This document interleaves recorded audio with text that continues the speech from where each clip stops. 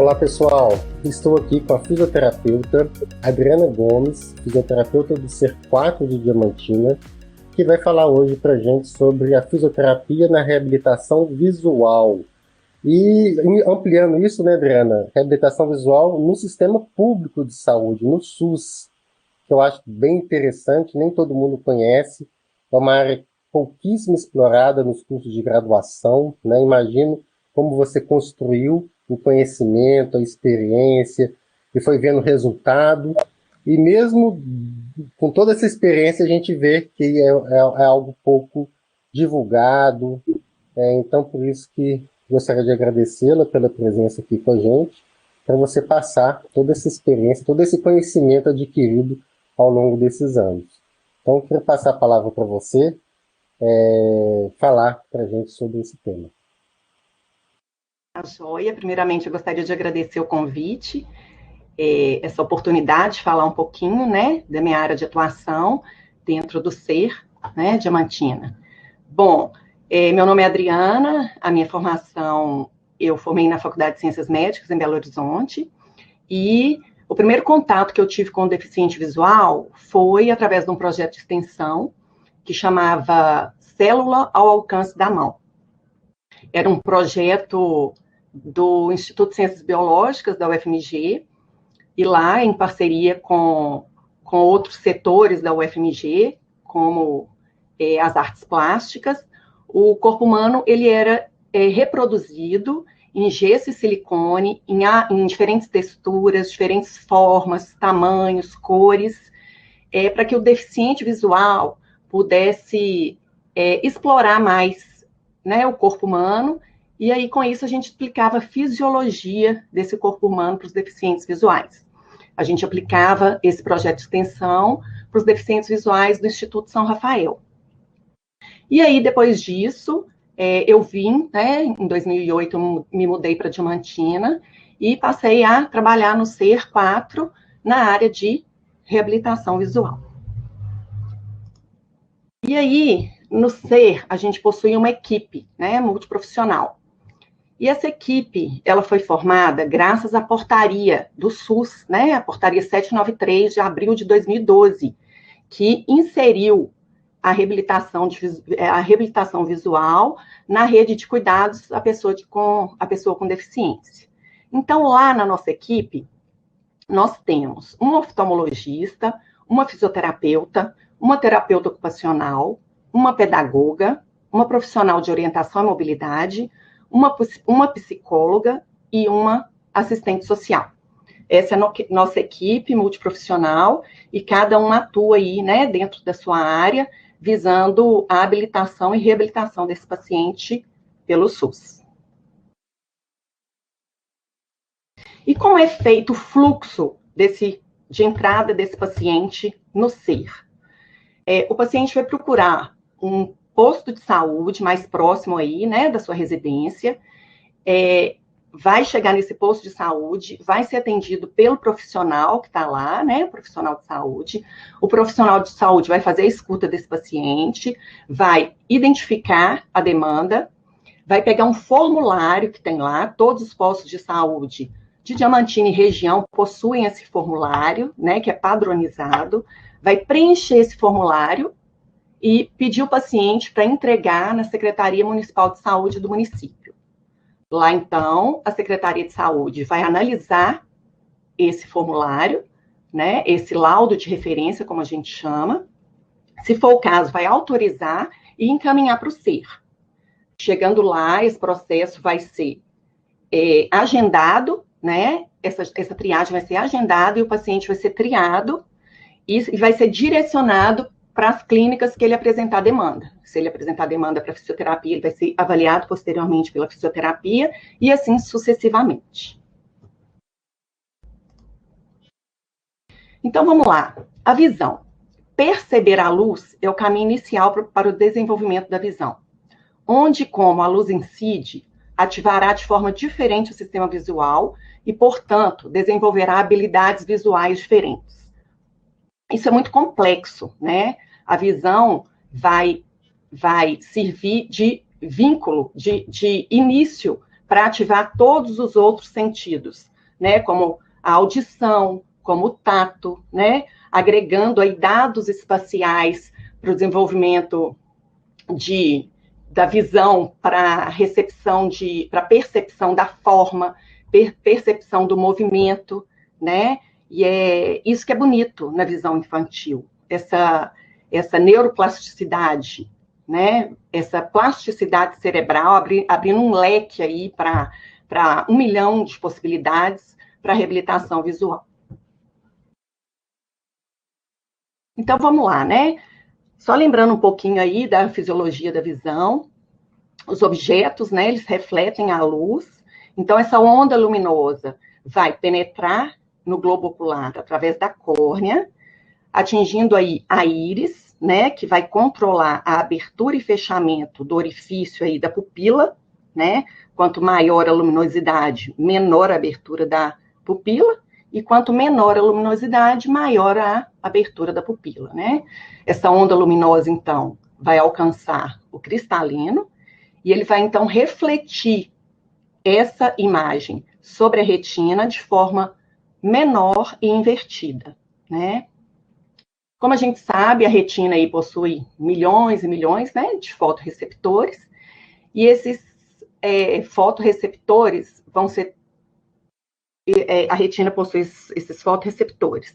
A onda luminosa chegando, ela vai ser transformada, né, em impulso fotoelétrico, passando pelo nervo óptico, chegando até o cérebro, né? Aqui já no cérebro, essa imagem já vai ser projetada de forma correta, né, para ser então interpretada. Mas o que é interessante aqui para a gente analisar? Quando a gente tem a deficiência visual no globo ocular, a gente chama essa deficiência visual de deficiência visual ocular. E uma coisa diferente da outra, né? Quando a gente tem uma deficiência visual, que é a forma de interpretar essa visão, né? Ela é chamada, quando ela está no cérebro, ela é chamada de deficiência visual cortical. E aí, com certeza, tem métodos diferentes de se estimular uma visão da deficiência ocular e da deficiência cortical. Deficiência visual cortical. Bom, e como que a gente sabe que a visão está adequada, que a gente está com uma acuidade adequada, com um campo visual adequado? Através do exame oftalmológico, né? Então, a gente tem aí a acuidade, os testes de acuidade visual, né? Que muitas vezes a gente entra nos consultórios oftalmológicos e a gente tem, né, eles apresentam essa tabela para a gente, que é a tabela de Snellen, que é a mais comum de se fazer o exame oftalmológico. Geralmente padroniza-se a distância do paciente para a tabela, geralmente é em torno de 5 metros de distância. E aí essa tabela, ela tem essas frações todas aí, que vão qualificar, né, a visão desse paciente. Então, tem essas 3 linhas de divisões, né? A primeira linha é 20 por 20, eu não sei se está dando para enxergar aí na tela de vocês. É quantificado como visão normal, 20 por 40 já é uma baixa visão, e 20 por 200 é uma baixa visão severa, né? Então, ele vai, através da tabela de Snellen, o oftalmologista vai dar para a gente, né, esse diagnóstico de quanto que esse paciente está enxergando. E aí, esse paciente vai chegar para a gente com esses dados. Outro exame oftalmológico que é de suma importância para a gente é o do campo visual. A gente tem aí, né, a visão periférica e a visão central. A visão central mais ligada à acuidade visual mesmo. E a visão periférica, ela dá muitos dados para a gente dentro da reabilitação visual, né? Eu preciso saber aí como é que está o campo visual direito desse paciente, como é que está o campo visual esquerdo desse paciente, se ele possui escotomas nesses olhos, né? Alguma mancha nesse olho, né? Para eu poder trabalhar a percepção desse paciente dentro do consultório, né? Então, a gente precisa desses dados oftalmológicos para a gente poder trabalhar.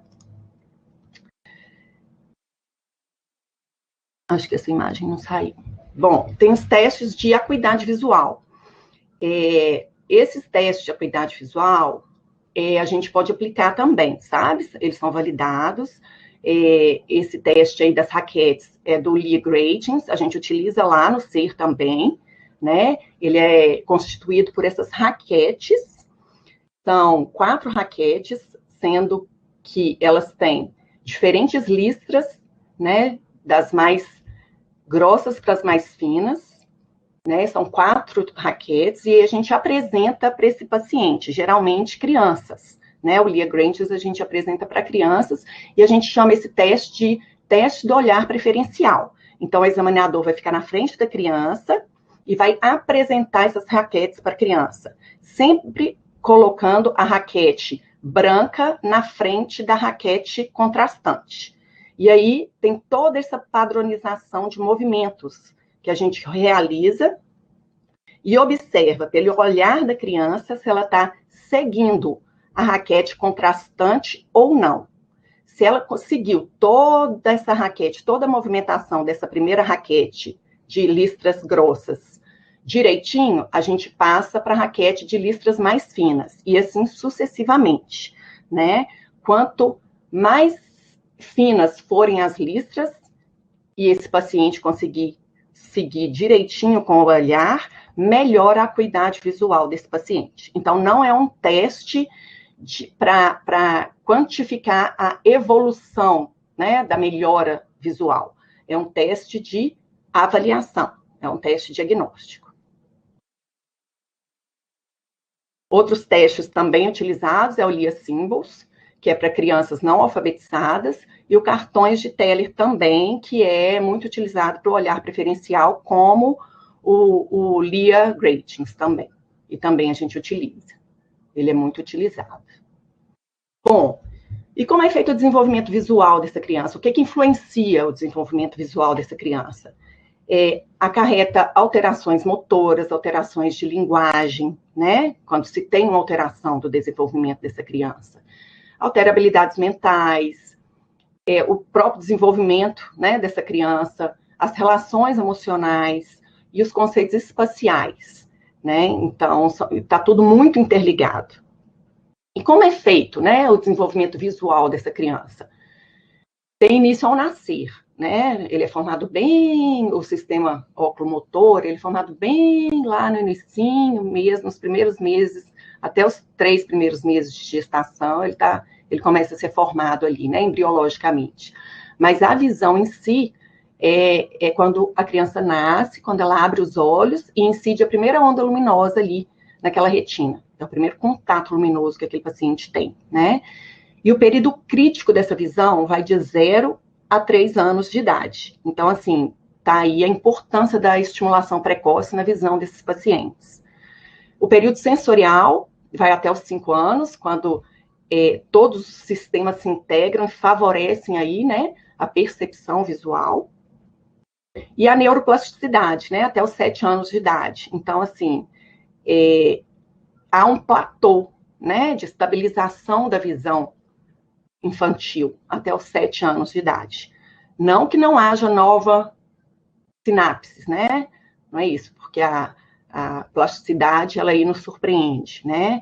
Mas há uma tendência a essa estabilização, e por isso é tão importante essa intervenção, o quanto antes, melhor, né? O quanto mais precoce, melhor. A gente tem os marcos, né, do desenvolvimento visual, assim como a gente tem os marcos do desenvolvimento motor. É muito importante que a gente tenha, né, quem trabalha com a reabilitação visual, é muito importante que a gente tenha esses marcos em mente, né, para observar mesmo se esse paciente está realizando todas as fases do desenvolvimento, para a gente poder intervir, né, de forma adequada. Aqui a deficiência visual, né, a gente vai falar da minha área de atuação, que é o SUS, né, geralmente os SERs, eles trabalham de acordo com a portaria, né, 793, e dentro da portaria, a reabilitação é feita para os pacientes de baixa visão e os pacientes de cegueira, né, são esses os pacientes que são reabilitados pelo SUS. Então, são pacientes que têm deficiência em ambos os olhos, né, binocular, e que não resolvem com correção óptica. Eles podem colocar prismas, lentes de contatos, que não muda a acuidade visual desse paciente, né? Então, são esses pacientes reabilitados por nós. E aí, eles já chegam, né, nessa tabela que é a tabela de Snellen, que eu já citei lá anteriormente. Então, aí, a partir de 20/60, né, na tabela de Snellen, que é mais ou menos 60% aí de visão, o paciente já começa a ser caracterizado como uma paciente de baixa visão. Os dados, né, do IBGE, mais de 6,5 milhões de pessoas têm alguma deficiência visual, mas eu, como fisioterapeuta da reabilitação visual, a minha percepção é de que esses pacientes continuam invisíveis aos olhos de todos, né? Eu acho que tem um longo caminho aí a ser percorrido para adquirir muita coisa para esses pacientes, muito lugar aí, né? Muito lugar ao sol, que a deficiência física, né, já alcançou, assim, ainda tem muito a alcançar. As deficiências cognitivas, né, intelectuais aí também já alcançaram um grande leque, e eu acho que a deficiência visual está indo aos pouquinhos, e eu acho que o caminho é longo, mas eu acredito que as perspectivas sejam boas, né? Tem uma visão bem otimista. Bom, a gente pode citar aqui as causas da cegueira e da baixa visão na população idosa. A gente tem aí um grande número de catarata, opacidade de córnea, retinopatia diabética, glaucoma, doença macular relacionada à idade e erros refrativos não corrigidos, né, que são as miopias, hipermetropias, astigmativos, que não conseguem ser corrigidos por lentes, né, por óculos, eles não conseguem essa correção.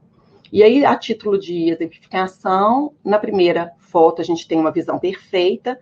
Na segunda foto, a gente tem uma visão de um paciente com glaucoma, né, para exemplificar aí. Ele perde a visão periférica, né, ele fica mais com a visão central. Degeneração macular relacionada à idade é perda da função central, ele tem mais a visão periférica mesmo. E a retinopatia diabética, que ele possui aí esses escotomas nos olhos, né, que dificultam bem a visão.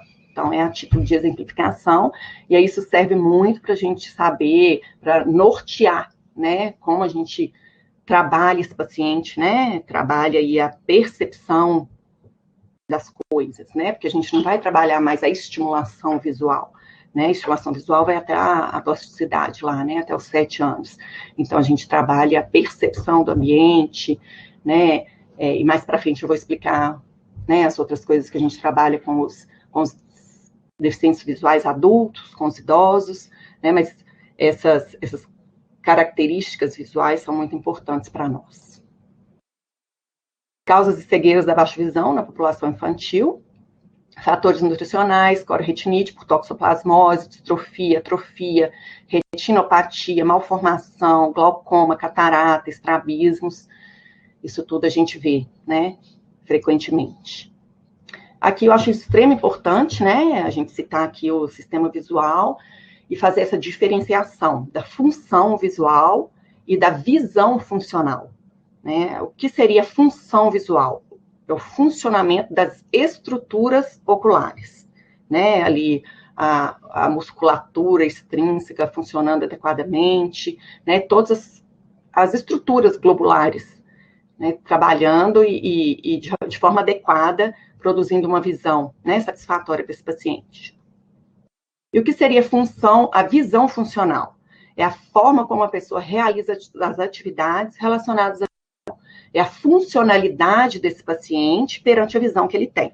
Então, é mais nessa questão, né, da visão funcional que a gente atua mais, né? Que a fisioterapia, a terapia ocupacional atuam mais incisivamente. Então, vamos lá, avaliação da função visual e da visão funcional. O que a gente vai avaliar na função visual desse paciente? A gente vai avaliar a acuidade visual, o campo visual, a visão binocular, a sensibilidade ao contraste, a visão de cores, a acomodação visual e a adaptação visual. E o que a gente vai avaliar na visão funcional? O contato visual desse paciente, a fixação. Será que esse paciente está fixando direito esse objeto? Será que quando eu dou um objeto para ele enxergar, será que ele enxerga adequadamente? Né? Ele está fixando esse olhar? Segmentação. Em objeto em movimento, ele consegue fazer, né, essa varredura do objeto na horizontal, na vertical, na diagonal. Como é que está esse segmento? Ou ele começa e para, não consegue estender o olhar para seguir esse movimento? Isso tudo são avaliações da visão funcional, né? Discriminação de forma, cor, distância, a mobilidade desse paciente com e sem obstáculos. E aí a visão funcional, ela é separada, ela é dividida em 3 níveis, né? Sendo a nível 1 as funções básicas, nível 2 funções visomotoras e nível 3 funções visoperceptivas. E aí a gente tem cada uma delas, né? As funções básicas são essas, expostas aí. Esse paciente reage à luz. Esse paciente reage ao rosto da mãe. Esse paciente tem contato visual. Como é que é o tipo de olhar desse paciente? O nível 2, as funções visomotoras. Esse paciente fixa, esse paciente segue, esse paciente encaixa e empilha objetos, localiza pessoas, objetos, ele movimenta-se no espaço, desloca-se pelo espaço. Isso tudo a gente possui, né? A gente tem que avaliar e tem que conter na nossa avaliação. E o nível 3, que já é, né, um nível mais complexo de função visual, são as funções visoperceptivas. Esse paciente, ele reconhece a autoimagem dele, ele identifica pessoas familiares, discrimina figuras simples e complexas. Esses aí são todos os itens, né, que a gente tem que avaliar na visão desse paciente, né, a título de exemplificação. E aí, como a gente tem aí, né, vários sistemas de classificação, como o GMFCS, entre outros, a gente tem também dentro da reabilitação visual o VFCS, né, que é o Sistema de Classificação da Visão Funcional para Crianças com Paralisia Cerebral, que é assim, dentro do ser,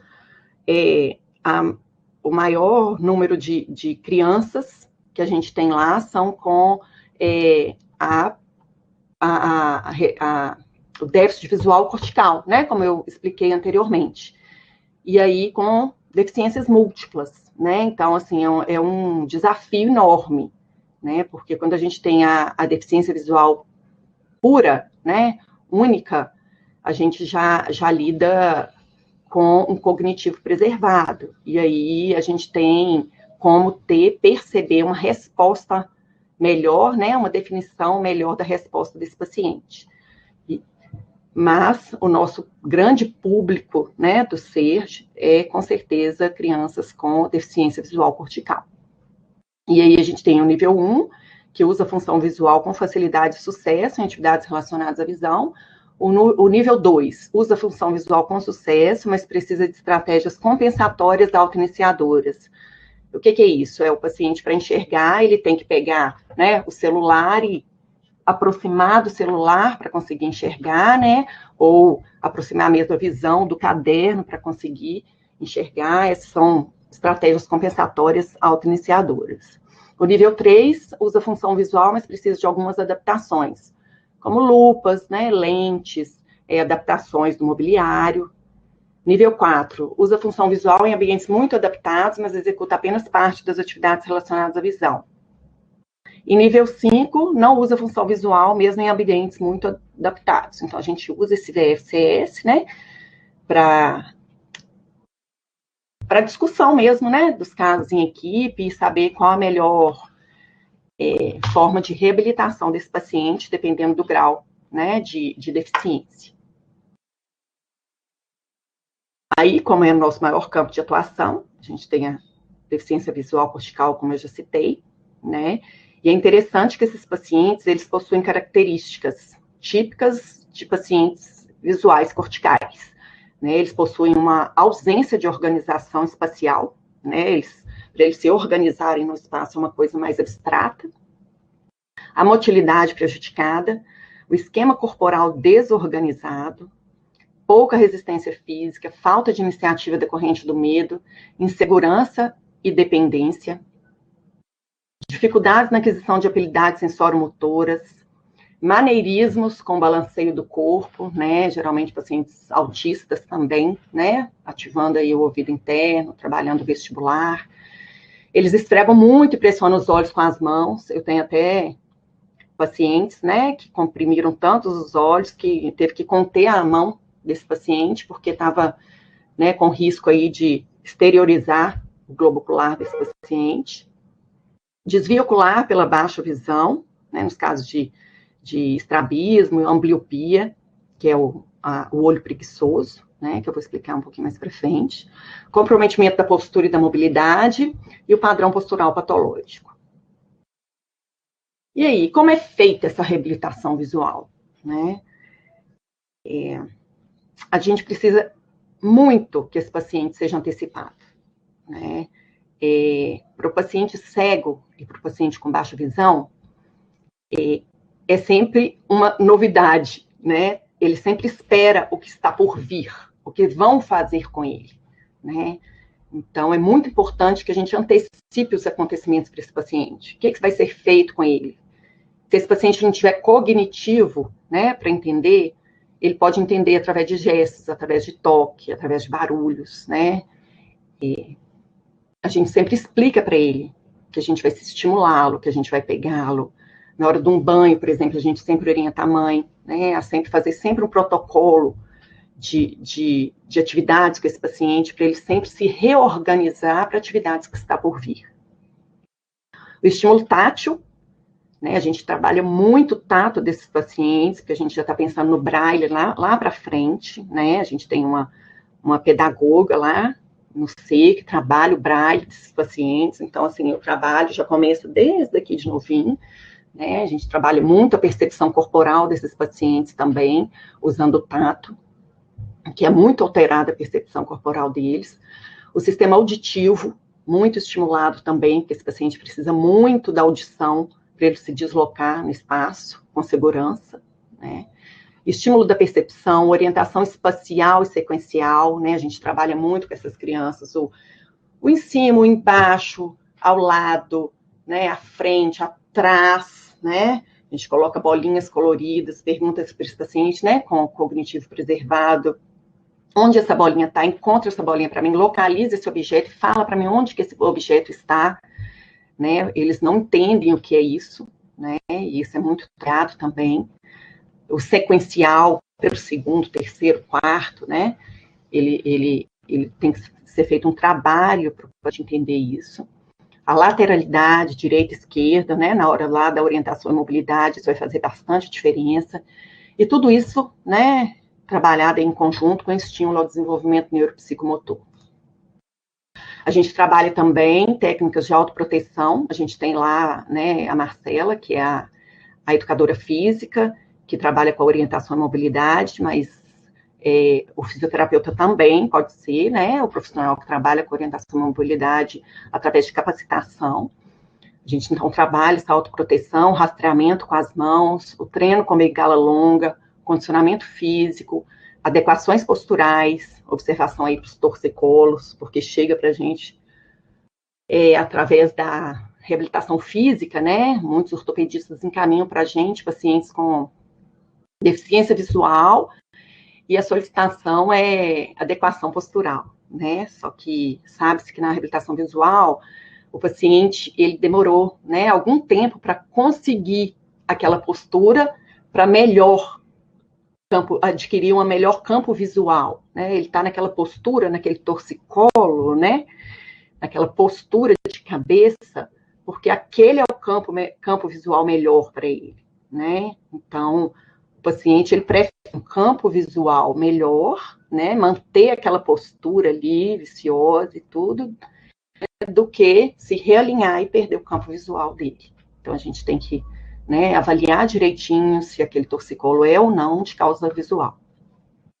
Equilíbrio estático, equilíbrio dinâmico, que é muito alterado nesses pacientes também. Essa foto aqui é de uma paciente minha, esse aqui é o ginásio lá, né, do Ser Diamantina, e essa paciente, inclusive, teve alta e foi trabalhado muito a aquisição aí desse equilíbrio dela, estático e dinâmico. E aí, e como é feito, né, esse estímulo da visão residual desses pacientes? Esse paciente também, acho que ele é até reabilitado na reabilitação física lá da UFVJM, aqui de Diamantina, se eu não me engano. Essas fotos foram todas autorizadas, né, pela mãe, e aí a gente sempre utiliza, para estimular a visão residual desse paciente, a gente sempre inicia com objetos de cor única, né, para a gente avaliar se esse paciente está enxergando, porque se eu começar com um objeto de cores complexas, muito contrastantes, fica mais fácil desse paciente enxergar, né, então sempre inicio, como foi lá no Lear Gratings, né, com a raquete de listras mais largas, a gente sempre utiliza, né, não, lá no Lear Gratings a gente utilizou com mais fáceis de enxergar, né, que é uma fase de avaliação. Aqui já é de reabilitação, então a gente começa com objetos de cor única, que são mais fáceis de enxergar, e aí a gente evolui. Esse paciente está enxergando essa bolinha? Não, não enxergou. Eu ilumino esse objeto. Ele enxergou? Não, não houve percepção, não houve fixação, não houve segmento desse objeto, então eu evoluo. Eu já passo com o objeto de duas cores, né? E assim sucessivamente eu vou evoluindo para ver o quanto esse paciente enxerga. Enxergou cores contrastantes, né? Eu já começo a trabalhar com esse paciente com cores contrastantes e depois eu volto, vou regredindo de novo, né? Até ver o quanto que esse paciente consegue enxergar esses objetos de cor única. Localização do objeto, alcance, preensão, segmentos de objetos em movimento, né, a varredura desse objeto, esse paciente está conseguindo realizar ou não, e a manipulação desse objeto colorido na linha média, né, sempre associando aí o desenvolvimento neuropsicomotor na reabilitação visual. Bom, um pouquinho aí também, né, do que a fisioterapia ela atua. Eu não sei se o SUS atua na fisioterapia, nas disfunções oculomotoras. Dentro dos seres, não, né? Mas sempre a fisioterapia vem aí inovando e quem sabe, né, no futuro a gente consiga aí a inserção da fisioterapia nas disfunções oculomotoras aí para os pacientes SUS, né? E o que é o objetivo da fisioterapia nas disfunções oculomotoras? É a reabilitação dos músculos oculares, né, e dos distúrbios visuais, com o intuito de adquirir ou recuperar o equilíbrio e a harmonia dos movimentos dos olhos e da amplitude visual, né? Então, assim, tem uma demanda gigantesca, é uma área, assim, que está crescendo muito dentro da fisioterapia, são casos dos estrabismos, das ambliopias, né, da presbiopia, tem respostas muito boas para presbiopia, né, dentro da fisioterapia. Então, assim, é uma área que vem crescendo muito. Indicações da fisioterapia nas disfunções oculomotoras são as complicações da memória visual, problemas de coordenação olho-mão, dificuldades na convergência e coordenação binocular, estrabismos, ambliopia. Aqui, né, a título de exemplificação, a gente tem aí, nessa figura da direita, a gente tem uma esotropia, que é um desvio convergente, né, a gente fala em estrabismo convergente.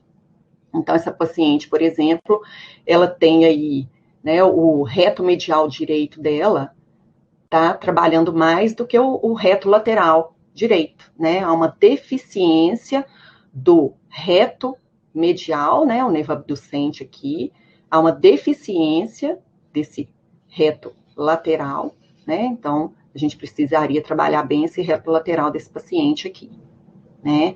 Aqui uma exotropia, um desvio divergente, aqui já o reto medial já está com uma disfunção, né? Então a gente trabalharia essa musculatura do reto medial aqui, ó. E a gente tem as hipertrofias de desvio vertical, hipertrofia com desvio, né, vertical superior, vertical inferior, né? Isso tudo trabalhado bem aí nos estrabismos das crianças, né? Com respostas muito boas. É uma área crescente dentro da fisioterapia. Aqui, né, exemplificando os músculos do aparelho oculomotor, né, lembrando que tem aí os 3 nervos aí, né, que inervam esse aparelho oculomotor, o abducente, o troclear, né, e o oculomotor. Então, como é feito, né, esse exercício dentro das disfunções oculomotoras? Tem o relaxamento, tem o empalmar, né, que a gente massageia, privando, né, os olhos da luz, o piscar para hidratar, né, essa córnea, e os movimentos oculares mesmo, nas amplitudes máximas, alongando toda a musculatura oculomotora. E aí, como eu exemplifiquei lá atrás, né, quando o paciente tem um estrabismo convergente, o reto lateral seria estimulado, porque o reto medial está agindo de forma excessiva, né? E o contrário é na exotropia, quando o reto medial está estimulado, e a ação excessiva do reto lateral.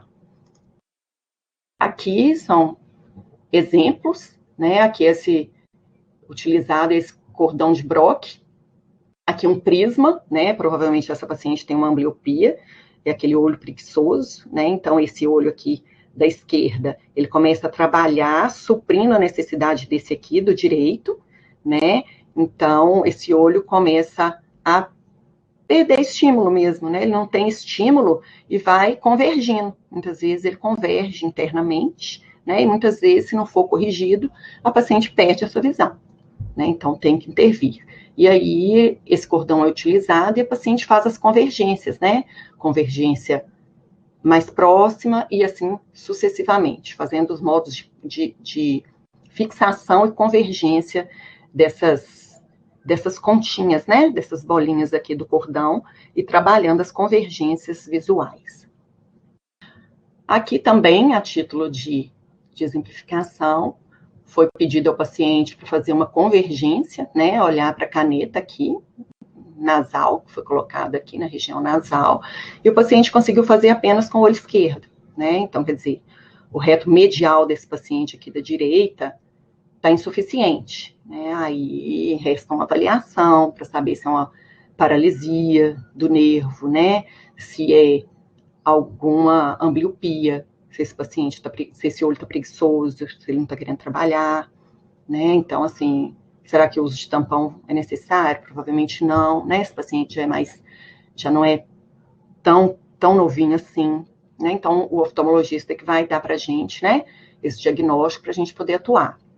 E aí também o paciente com alterações posturais, né, que vale uma avaliação para saber se as alterações visuais, se as alterações posturais são decorrentes da deficiência visual ou não. É uma área crescente de atuação do fisioterapeuta, com a necessidade maior de conhecimento da classe e da sociedade sobre as disfunções oculares, bem como sobre as contribuições da terapia oculomotora para a redução dos sintomas associados a essas patologias. Então, assim, atualmente tem até RPG, né? Tem a técnica de RPG para disfunções oculomotoras e uma grande área de atuação mesmo, né? Então, é uma área bem crescente, mas não está inserida, até onde eu sei, dentro das áreas contempladas pelo SUS, não. Tá bom?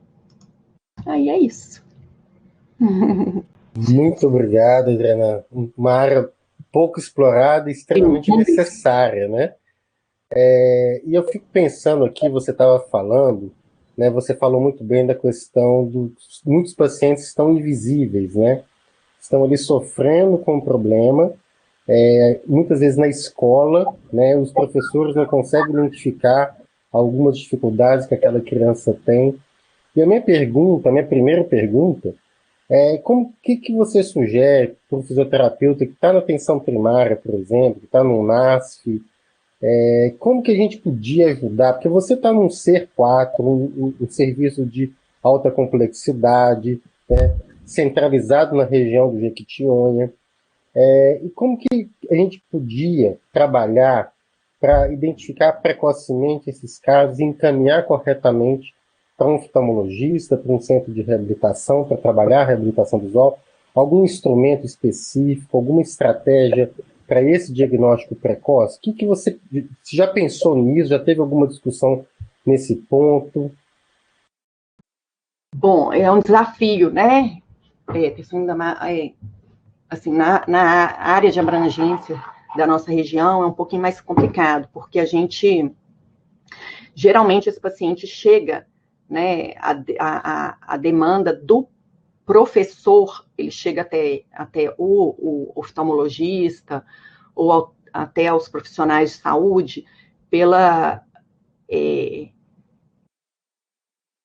esse paciente não consegue evoluir na leitura, esse paciente não consegue tirar notas boas na escola, né? Uma boa produtividade escolar. Então, assim, é aí que o professor identifica algum problema visual, né? Ele está indo bem na escola, ele está conseguindo ler, ele está conseguindo acompanhar a matéria. Não, por que não? Por que esse paciente, né, ele não consegue fazer, né, esse acompanhamento adequado escolar? Mas será que é só por causa da visão? Né? Será que esse paciente está se alimentando direito? Então, assim, aqui no Vale entram várias outras questões, né, que são mais próprias aí que entram aí na renda mesmo familiar, na renda per capita familiar, né? A gente já pensou nisso. Antes da pandemia, a gente tinha um projeto de ir até as escolas para tentar identificar esse paciente, né? Ver se esse paciente está colocado de maneira adequada, né? Se a carteira dele está colocada de maneira adequada na escola.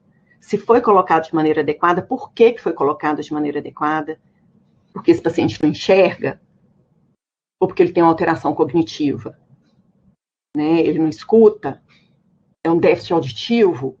Então, assim, as professoras, né, eu dei uma palestra para o sindicato dos professores também, tentando orientar esses pacientes para apresentar essas demandas, né, para o Ser Diamantina, com todos os dados, com todos os contatos, mas eu acho que tinha que ser mais incisivo, porque o professor até então ele não está preparado para avaliar esses déficits, mas há toda uma intenção da equipe, né, de ir atrás, de percorrer essas escolas, de orientar para que esses pacientes cheguem até nós, porque assim, todas as vagas da reabilitação visual, elas nunca foram totalmente preenchidas. Então, assim, tem uma equipe montada, com um aparato, assim, fantástico, com vagas disponíveis e pacientes aí que abandonam as escolas porque tem um déficit visual que não consegue ser adaptado, que não consegue ser corrigido. Então, isso tudo precisa ser revisto, mas eu acho que a reabilitação ainda está a passos bem lentos, sabe? Acho que eles estão bem visíveis aí ainda para a sociedade, para os políticos. Eu acho que precisa ser feito um trabalho em conjunto para se conseguir isso. Certo. E uma curiosidade minha em relação aos resultados, Adriana. Com certeza você tem resultados bem marcantes nessa sua experiência e que tem fatores que levam a esses resultados, o envolvimento do paciente, aquela condição específica, o envolvimento da família, da própria escola, né?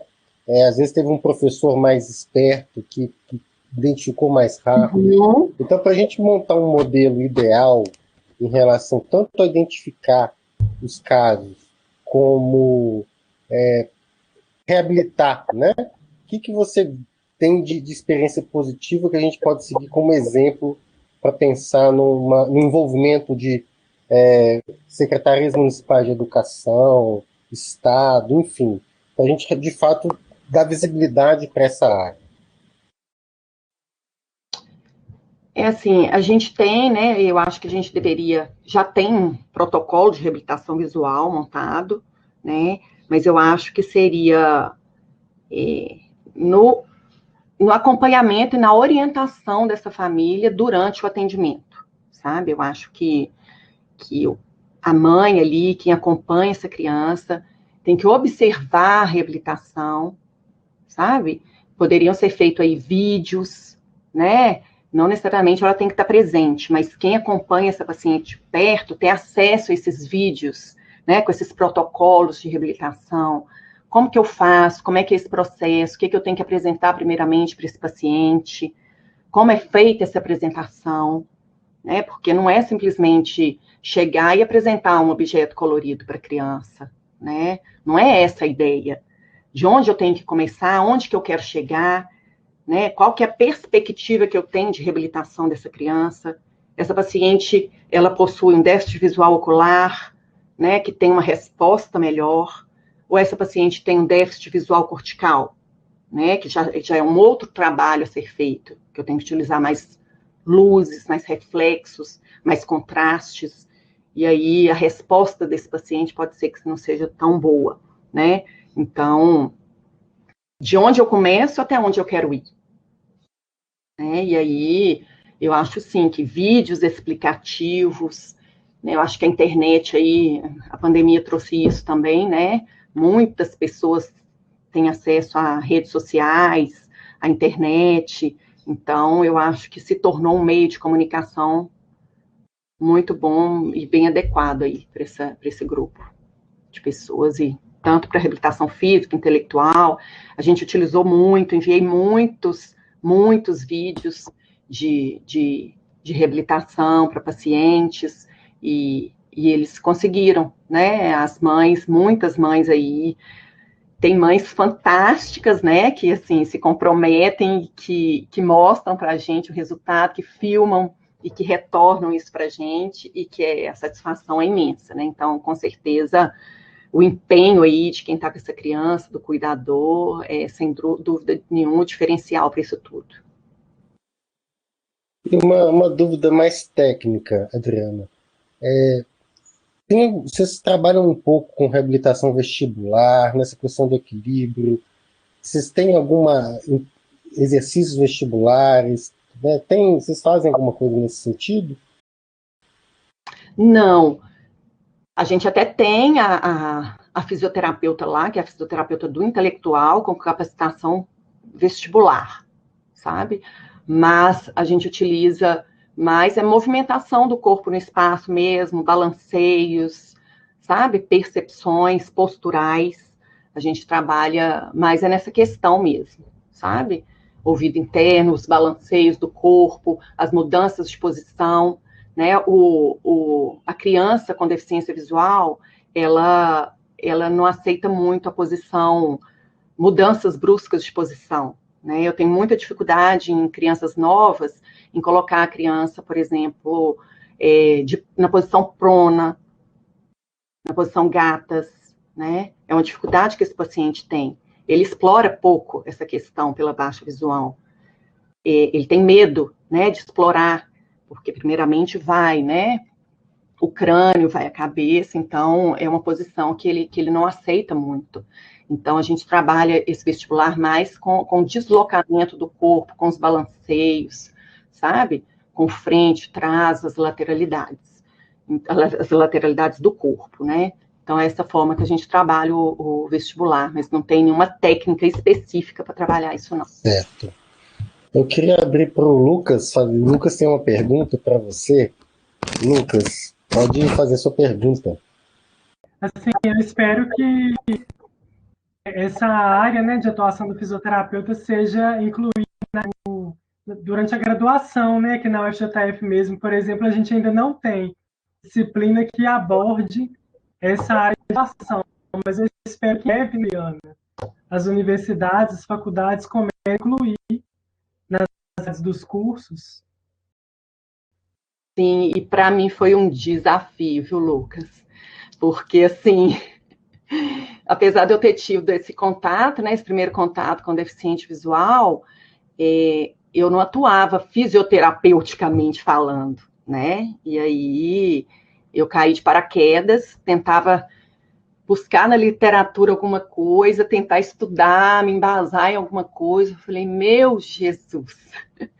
E aí é muito interessante como se formam as coisas, né? Como se formam os trabalhos e as experiências, porque a equipe foi se formando, e cada uma com suas experiências, um pouquinho daqui, tinha uma terapeuta ocupacional com experiência no Altino Ventura, e aí foi agregando foi fazendo um trabalho dali, passando para a gente, outro trabalho de lá, passando para hoje, para outro. Então, assim, o oftalmo também, né? Passando muita coisa para a gente, e aí foi se formando o serviço. E como é bacana você olhar para trás e ver assim, poxa vida, quanta coisa se passou, e quanta coisa foi construída, e quanta gente foi reabilitada, e quanta gente, né, recebeu aí reabilitação e habilitação, e hoje está seguindo aí com a funcionalidade que ele tanto desejava. Muito bacana perceber tudo isso. Com certeza. Muito obrigado, viu, Adriana? Parabéns mais uma vez. Eu que agradeço. Boa noite. Boa noite. Obrigado, Lucas. E essa é a minha missão, Adriana, Lucas, Isadora, que está aqui também, né? Tornar o invisível visível, né? Dar visibilidade para esses assuntos tão importantes para a formação, para a assistência, para a sociedade como um todo, né? Porque todo mundo sofre e às vezes a gente vê os colegas, todo mundo indo para o mesmo lado, para o mesmo caminho, com tanta área inexplorada, né?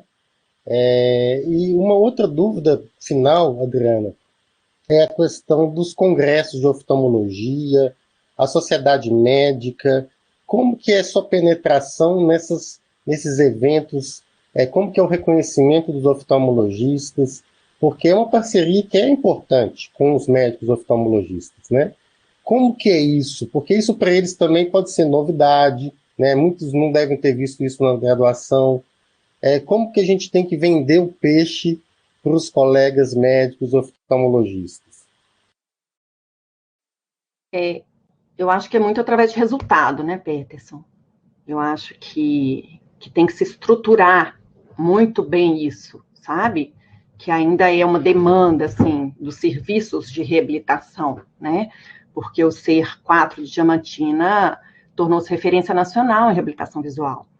Olha só, de onde nós chegamos, né? De onde nós partimos e onde nós chegamos. Então, os seres que têm a reabilitação visual ainda estão começando ainda, né? Eles vêm aqui conhecer o serviço e começam com a simples pergunta: como eu estimulo a visão residual desse paciente, né? Então, assim, eu acho que está no início, né? Está caminhando a passos lentos, mais progressivos, e eu acho que tem que haver mais testes, sabe? Mais testes padronizados, mais testes para marcos aí de evolução visual dos pacientes, que isso é muito pobre, não tem.